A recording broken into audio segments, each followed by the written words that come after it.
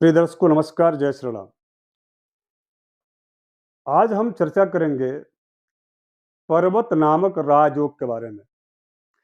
पर्वत नामक राजयोग का सीधा-सा संबंध है आपके व्यक्तित्व और आपके जो है पर्सनैलिटी से।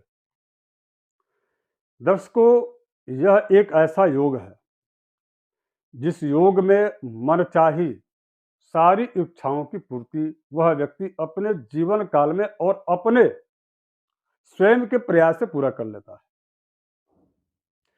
इस योग के बारे में हमारे पूर्वाचार्य जो ज्योतिषी हैं उन्होंने कहा, बताया कि इस योग में जन्म लेने वाला व्यक्ति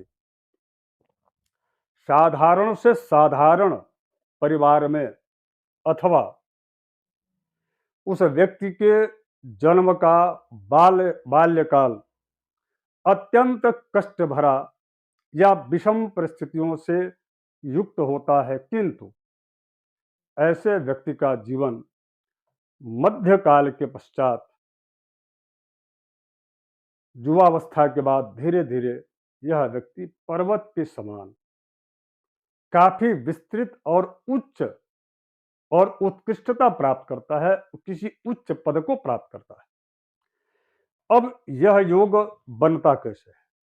तो दर्शकों, इसका जो सूत्र है वह सूत्र मैं आपको, एक चार्ट है, इस चार्ट के जरिए आप देख रहे होंगे कि इसमें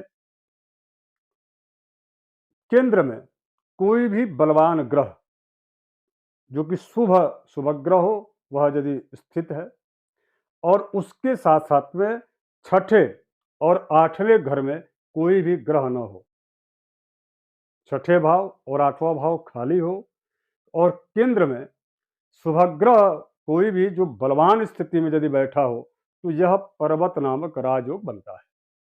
और इस राजयोग में केंद्र में किस प्रकार का बलवान ग्रह, शुभग्रह, चूंकि शुभग्रह, तो शुभग्रह नैसर्गिक जो शुभग्रह है वो दो है, गुरु और शुक्र।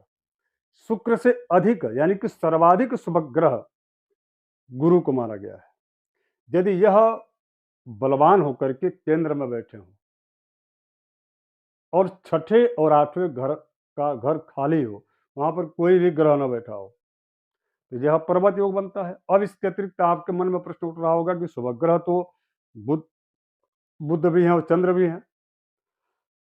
आप बिल्कुल सही समझ रहे हैं, किंतु यदि शुभ स्थिति यानी कि पक्ष बली यदि चंद्र हैं तो चंद्र बिल्कुल यहां पर शुभग्रह माने जाएंगे।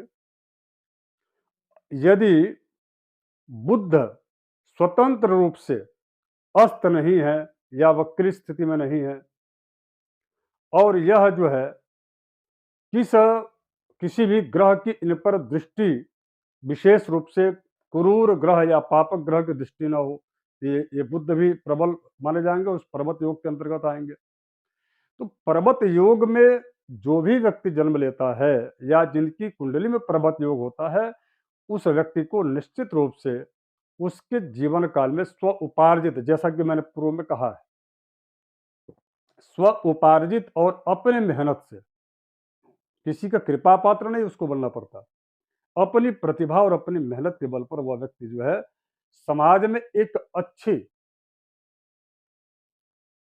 यानी कि प्रतिष्ठाजनक जो है वह स्थिति को प्राप्त करता है।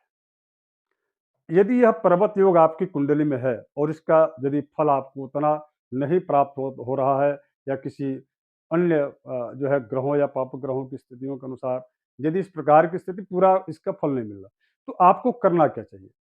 जिस भी व्यक्ति की जन्म कुंडली में इस प्रकार की स्थिति बनती है, मैं उन सबको यही कहूंगा कि आप जो है घर में एक दक्षिण मुखी शंख आप रख लीजिए। भगवान लक्ष्मी नारायण का आप प्रतिदिन तुलसी दल जो है उस जल में डाल करके और उनका अभिषेक कीजिए। इससे आपकी वृद्धि शायद आपको कल्पना भी नहीं होगी और लक्ष्मी नारायण की कृपा जो होगी, भगवत कृपा होगी, इससे आपका विकास अत्यधिक होगा।